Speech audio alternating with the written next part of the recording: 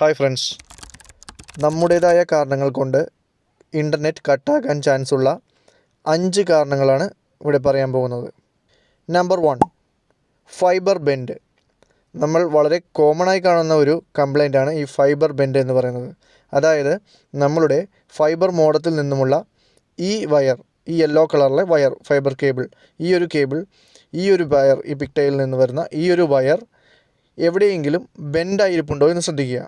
പലപ്പോഴും ഇത് ബെൻഡായോ ജാമായോ ഇരിക്കുന്നുണ്ടാവും. ഒന്നില്ലെങ്കിൽ അത് ബെൻഡായിരിക്കും.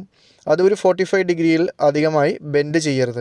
അത് ബെൻഡായി ഇരിക്കുമ്പോൾ നമുക്ക് അവിടെ LOS, ലോസ് ഓഫ് സിഗ്നൽ വരാനും അല്ലെങ്കിൽ പാക്കറ്റ്സ് സെൻഡ് ആകുന്നത് സ്ലോ ആകാനും സ്പീഡ് ഇഷ്യൂ വരാനും ഒക്കെ കാരണമാകും. ഇല്ലെങ്കിൽ നെറ്റ് കട്ടാകാനും ചാൻസ് വരും. സോ ബെൻഡാകുന്നത് ശ്രദ്ധിക്കുക. അതുപോലെ തന്നെ ജാം ആകുന്നതും ശ്രദ്ധിക്കുക. നമ്മൾ ഇപ്പോൾ ഏതെങ്കിലും ഇപ്പോൾ ആ ഒരു വയറിൻ്റെ മേളിൽ നമ്മളൊരു ലാപ്ടോപ്പ് വയ്ക്കുകയാണ്, അല്ലെങ്കിൽ ഒരു മേശക്കിടയിൽ അത് ജാം ആവുകയാണ്. അങ്ങനെയൊക്കെ വരികയാണെങ്കിലും ഈ പാക്കറ്റ്സ് സെൻഡ് ആകുന്നതിൽ തടസ്സം നേരിടുകയും നമ്മുടെ കണക്ഷൻ ഇൻട്രപ്ഷൻ വരാനും സ്ലോ സ്പീഡ് പോലെയുള്ള കംപ്ലയിൻറ്റ്സ് വരാനുള്ള ചാൻസ് ഉണ്ട്. Number 2, power switch off. അതായത് എല്ലാ മോഡങ്ങൾക്കും ഇല്ലെങ്കിലും ഒരു 90% മോഡങ്ങളിലും ഒരു പവർ ഓൺ ഓഫ് സ്വിച്ച് ഉണ്ടാവും. അതതിൻ്റെ ബാക്കിലായിരിക്കും ഉണ്ടാകുന്നത്. സോ ഈ ഒരു ഓൺ ഓഫ് സ്വിച്ച് നമ്മുടെ കൈ കൊണ്ട് ഇപ്പോൾ നമ്മൾ ആ ഒരു മോഡം എടുത്തു മാറ്റി വെക്കാൻ നേരത്തോ അല്ലെങ്കിൽ നമ്മൾ വിചാരിക്കാതെ തന്നെ എങ്ങനെയും നമ്മളൊരു ബൈ മിസ്റ്റേക്ക് നമ്മുടെ കൈ കൊണ്ട് ആ ഒരു പവർ സ്വിച്ച് ഓൺ ഓഫ് ആയി വരാനുള്ള സാധ്യതയുണ്ട്. അതായത് ജസ്റ്റ് അത് അകത്തോട്ട് ഞെക്കുമ്പോൾ ഓണും അതുപോലെ തന്നെ ഞെക്കുമ്പോൾ അത് ഓഫുമായിരിക്കും. അപ്പോൾ എങ്ങാനും നമ്മുടെ ആ ഒരു അശ്രദ്ധ കൊണ്ട് ആ ഒരു കൈ തട്ടി അത് ഓഫായി പോയിട്ടുണ്ടെങ്കിൽ നെറ്റ് കട്ടാവാനും മോഡത്തിൽ പിന്നെ ലൈറ്റുകളൊന്നും തെളിയില്ല, നെറ്റ് കട്ടാവാൻ ചാൻസ് ഉണ്ട്. സോ അതും നമ്മൾ ശ്രദ്ധിക്കുക. പവർ സ്വിച്ച്, അതായത് മോഡത്തിലെ ആ ഒരു പവർ സ്വിച്ച് ഓഫാണോ ഓണാണോ എന്നുള്ളതും ഒന്ന് ശ്രദ്ധിക്കുക. അത്തരം മോഡങ്ങളിൽ അതൊന്ന് ശ്രദ്ധിക്കുക. അതാണ് നമ്പർ 2. അടുത്തത് നമ്പർ 3 എന്ന് പറയുന്നത് അഡാപ്റ്റർ പ്ലഗ് ഫോൾട്ടിയാണ്. അതായത് നമ്മൾ കുത്തുന്ന അഡാപ്റ്റർ അല്ലെങ്കിൽ ചാർജർ, എല്ലാ മോഡത്തിനും ഉണ്ട് അഡാപ്റ്റർ അല്ലെങ്കിൽ അഡാപ്റ്റർ ഉണ്ടാകും. അഡാപ്റ്റർ തന്നെയാണ് ചാർജർ എന്ന് പറയുന്നത്. അപ്പോൾ അതുണ്ടാകും. സോ ആ ഒരു അഡാപ്റ്റർ കുത്തുന്ന plug point, electrical plug point, അതിന് പവർ ഉണ്ടോ എന്ന് നമുക്ക് ശ്രദ്ധിക്കുക. പലപ്പോഴും എന്താ സംഭവിക്കുന്നത് എന്ന് വെച്ചിട്ടുണ്ടെങ്കിൽ, ചിലപ്പോൾ നമ്മൾ കുത്തുന്ന ഇപ്പോൾ ഒരു 3 പിന്നിലാണ് കുത്തിയേക്കുന്നത് അല്ലെങ്കിൽ ഒരു എക്സ്റ്റൻഷൻ ബോർഡിലാണ് കുത്തിയേക്കുന്നതെങ്കിൽ ആ ഒരു പ്ലഗ് പോയിൻറ്റിൽ പവർ വരാതിരിക്കുമ്പോൾ ഈ ഒരു പ്രശ്നമുണ്ടാവും. നമ്മുടെ മോഡലിലേക്ക് പവർ വരില്ല. അപ്പോൾ അത് ഇൻ്റർനെറ്റ് കട്ടാകും. നമ്മളത് ശ്രദ്ധിക്കാറില്ല.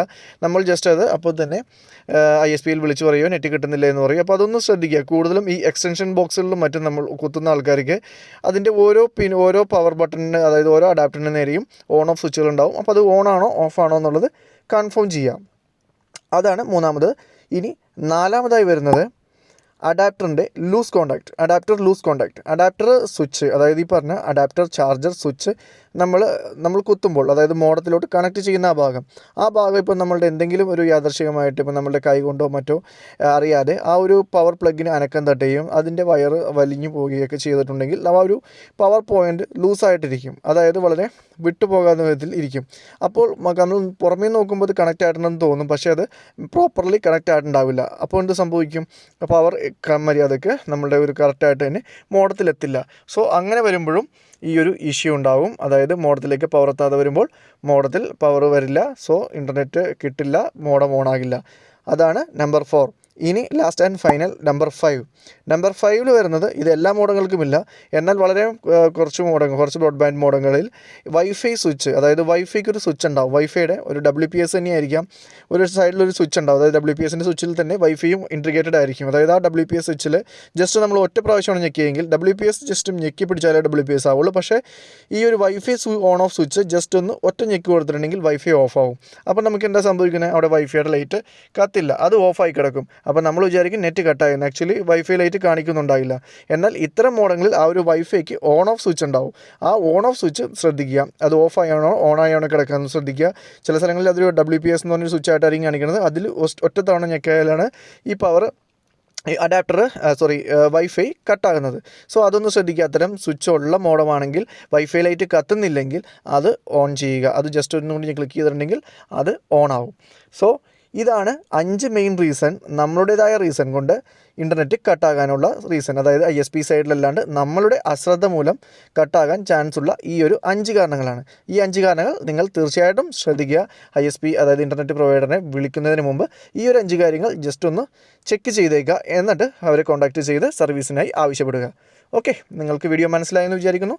ഇതുപോലുള്ള ഇനിയും ചെറിയ ഇൻഫർമേഷനുമായി അടുത്ത വീഡിയോയിൽ വീണ്ടും കാണാം. നന്ദി. Thank you so much.